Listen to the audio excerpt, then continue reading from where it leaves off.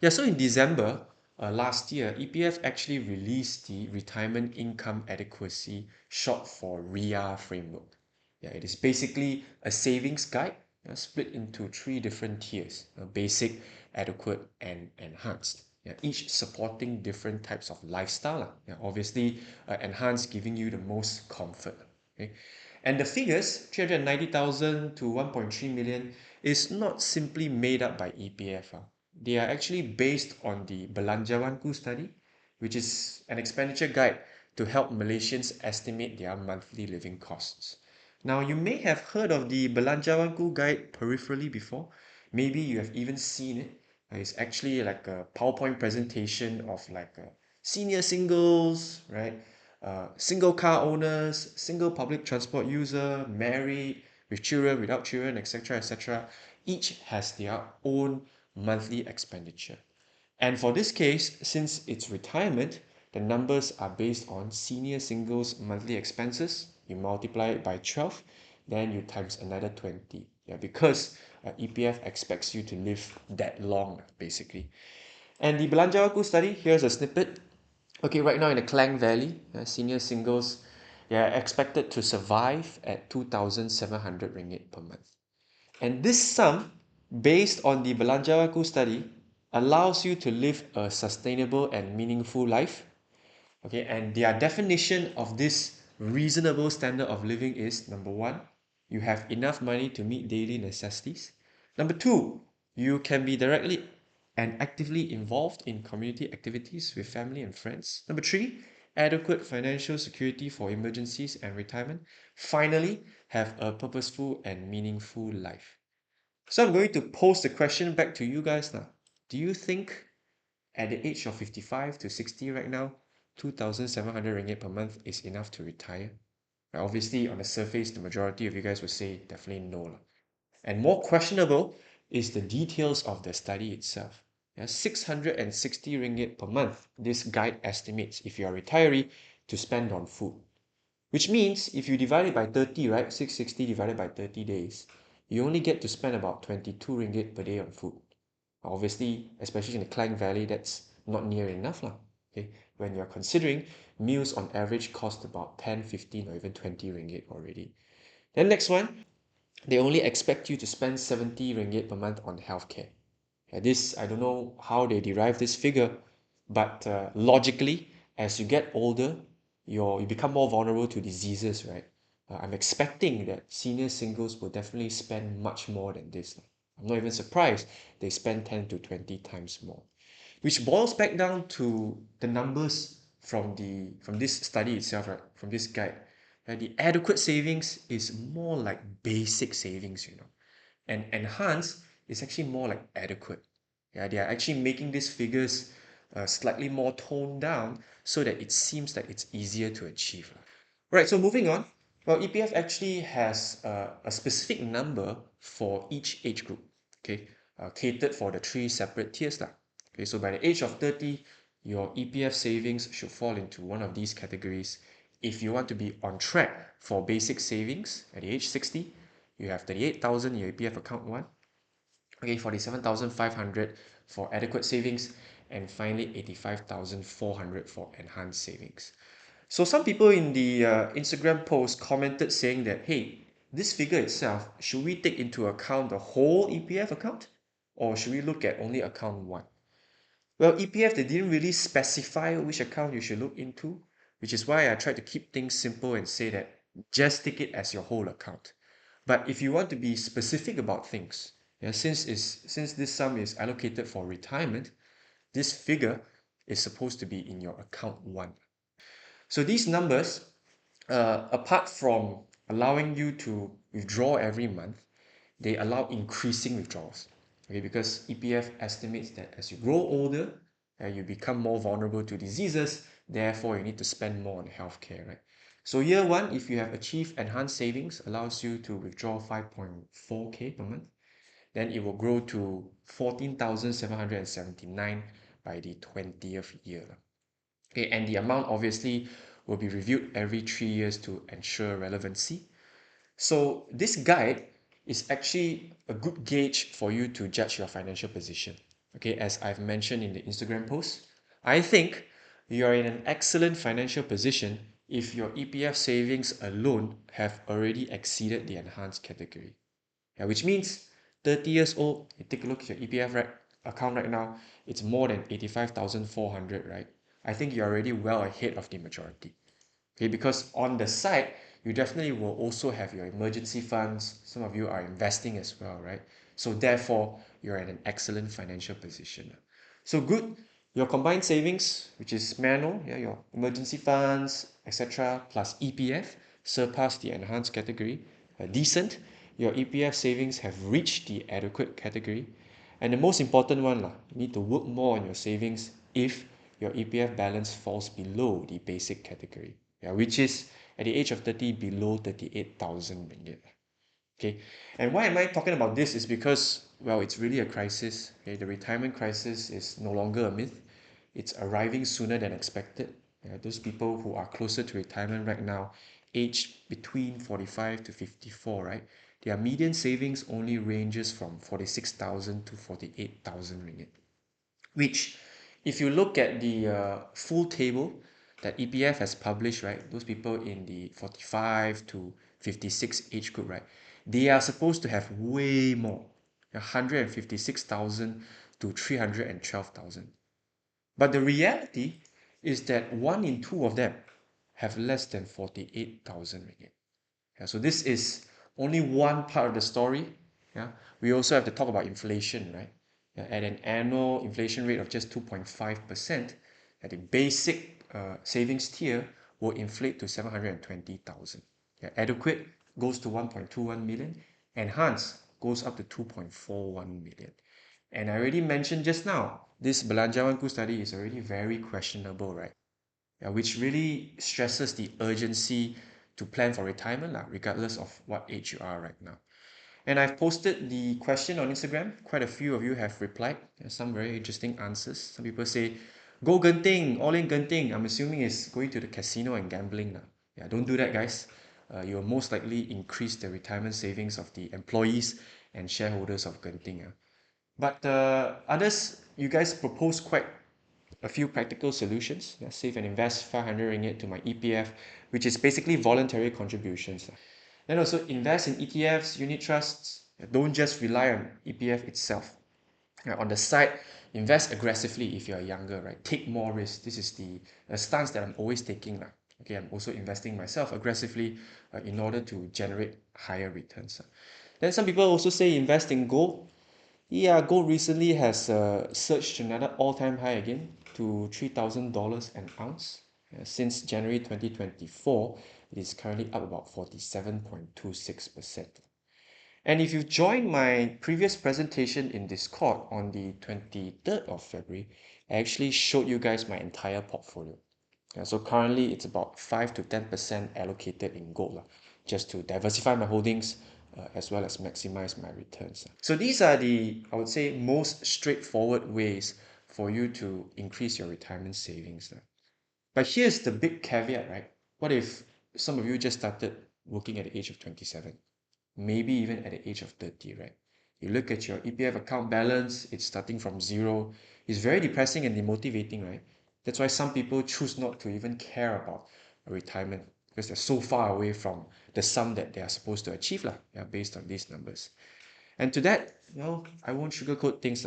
You have to put your hard work in the right place, specifically in areas that will increase your personal knowledge to make yourself invaluable, indispensable to your employer.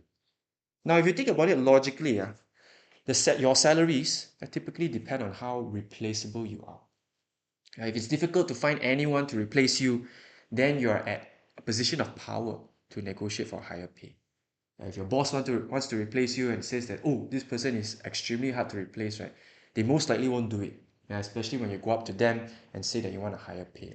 Okay, so here are a few examples. A clerk learning Excel, PowerPoint, Word, a programmer learning other programming languages. You don't just master C++, you take Python, Java, etc., right?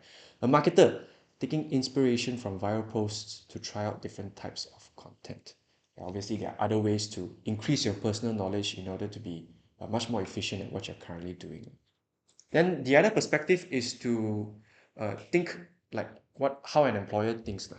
Okay, let's say you're a boss right now and you can pay someone else lesser, maybe 20 to 30% lesser lah, to do the same job, same quality. Would you hire them or not? Yeah, obviously, without thinking twice, you definitely will, right?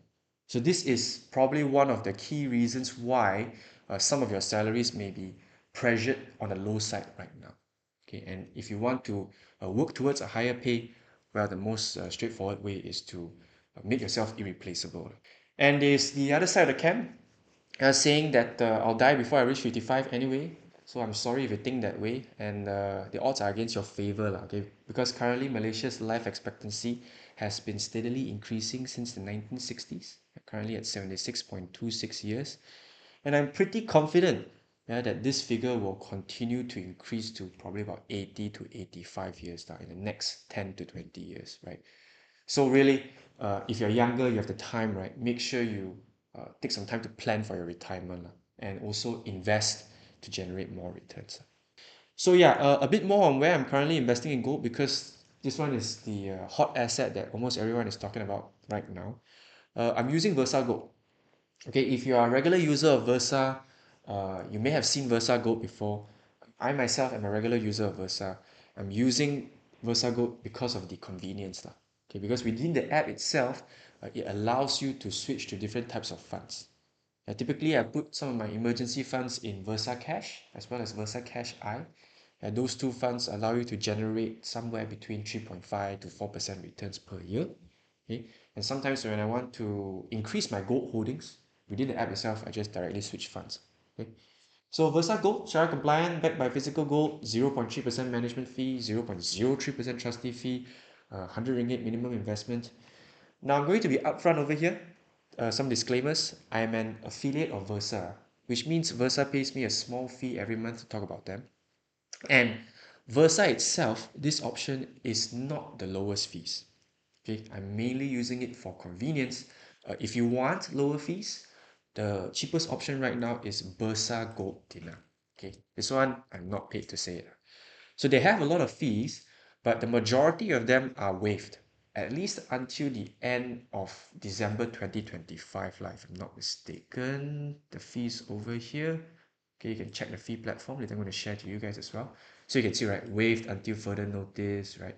Waived until 31st December 2025. So I've compared it versus other options such as Public Gold, Maybank Gold, Touch and Go, Emas. So far, this option is the cheapest. Okay, but for me, I'm just using Versa Gold because I don't want to use so many apps. So to make the pot juicier, right, Versa is also trying to encourage more people to invest in gold. If you set up auto debit, 300 to 500 ringgit every month, you get some additional reward, about 0.3% per annum on your first 5,000 ringgit in Versa Cash slash Versa Cash I. So this one obviously goes up when you have a higher auto debit every month, right? So if you're interested, here's my referral code. So go and check it out. Maybe it's a helpful app for you to manage your investment.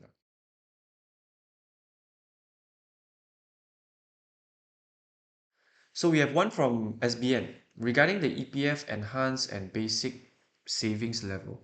Are those based on projected calculations for 60-year-olds? How is it calculated? And how to, let's say, 30-year worker to aim if you plan to work until 60? I'm assuming that you're trying to say, how do we calculate how much we need, yeah, so that we can plan to achieve this particular target, or should I say EPF's 3 targets by the age of 60 lah. Okay, so assuming in the next few years the number is provided as enhanced. So next question is, what are your takes on recession news nowadays? All right, so this one, right, I just sent the link right here regarding the total savings, which you guys can refer to for the full table. Okay, obviously it doesn't stop at age 30 lah. It goes all the way up until age 60, and it will give you a good gauge on how much you should have every year, yeah, in order to gradually increase that amount all the way up to 1.3 million by the age of 60. Now, this table, although helpful, is not really personal. It doesn't give you a good idea as to how much should I contribute every month, what sort of like specific amounts that I should look at in order to achieve this particular goal. Yeah, for that you need to key in the amounts into a compound interest calculator. Okay, and I've done this many times previously. I think a recent article last year, not so recent actually, an article in 2023 or 2024, yeah, also showed you guys a table on how much you need to contribute per month to reach 1 million by the age of 55. But this table is a bit outdated. Yeah, obviously the new figure is 1.3 million by the age of 60. So in the coming days, yeah, next week I will update this table and I will let you guys know on our social media channels now, okay? But this figure is basically calculated using the compound interest calculator. Okay, so you go to this page, then you click on savings goal calculator, right? And then from here, you can input any sort of amount that you want to reach by the age of 60 and key in your initial EPF balance. So I'm going to give you a quick example. Let's say you want to achieve more than 1.3 million. Let's say you want 2 million. Okay, because just now I talked about the reasonable standard of living, how uh, towards the low side this Belanjawanku study is, right? The numbers, they're not even sufficient to survive. How I said that enhance is really more just like adequate. Adequate is really just like basic, right? So we round it up all the way to 2 million ringgit. Okay. And let's say you're currently 30 years old, right? And you have already achieved the enhanced savings level of 85,400. So you just key in the numbers. Okay, so 2 million, 1, 2, 3, 4, 5, 6. And then your initial investment, 85,400. So how many years do you have to grow? It's about 30 years, right? Because the retirement age has been silently increased to 60, from 55 to 60. Estimated interest rates, we put 5.5. That is EPF's annualized return in past 5 years. So compound frequency, well, sometimes I set it to daily because that's really how EPF's dividends are calculated. But if you want to be more conservative, you just put it as annually. Okay. So you calculate, there you will see how much you need to contribute every month. Yeah, it is exactly 1,811 ringgit in order to save up 2 million ringgit in the next 30 years. Okay, ignoring inflation, because we talked about this just now also, right? 2.41 million, stuff like that. But yes, this is the amount that you need to contribute every month. And you can also sort of like figure out what salary should I have? Because at the end of the day, EPF, the mandatory contributions takes up about 23 to 24% of your salary. So we take a safe estimate, we say it's about 24%. Okay, so you take 1811, 0.23, you divide it by 24%, which is 0.24. So the salary that you should have is about 7,550 ringgit. Okay, in order to have a mandatory contribution of 1.8k every month, considering you have 85.4k in your current EPF account and you want to achieve 2 million ringgit by the age of 60. So you can play with these figures and make it more personalized. Maybe you say not 2 million not enough, maybe I want 4 million. Okay, then you go and do the math yourself. Then you can find it out how much you need to contribute every month. Next question, what are your takes on recession news nowadays?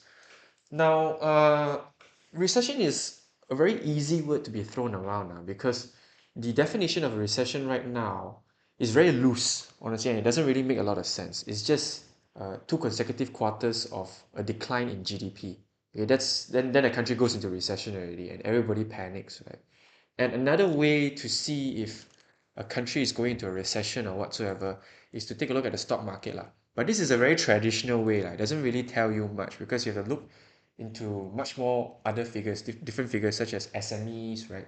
In Malaysia's case, I think 80 to 90% of businesses are made up of SMEs, MSMEs, and medium SMEs, and not even listed in the stock market, right?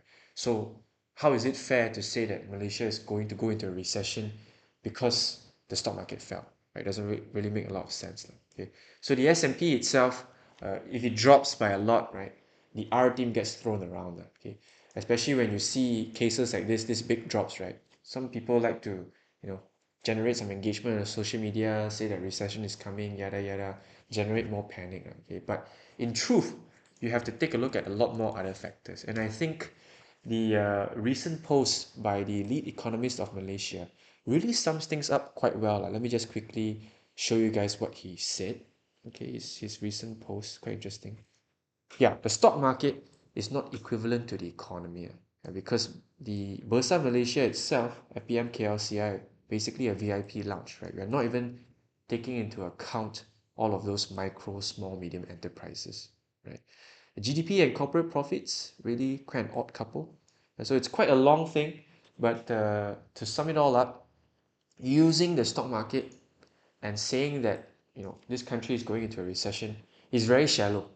Okay, we have to look at much more factors, i.e. the trade flows or whatnot, to fairly determine that a country is going into a recession. Shout out to all our Gara members: CHG, Andrew, Wendy, Alex, CC, Urshad, Caveman, Kelvin, Tommy, Jinkang, Adrian, Jess, Wenyan, Duhan, Sufi, Faris, Alan, Jackson, Raizan, Hudson, Jeffrey, Lukman, Jack, Kartik, Arif, Miaofen, Jinden, Leander, Adam, Ashley, Sean, Jason, Putra, Alvin, Aldrin, Chai Wei, Fami, Kim Yip, Justin, Michelle, Aisha, Chi Sing, Wenyi, and Alvin, as well as all of our learner members. Thank you guys so much for joining. Bye.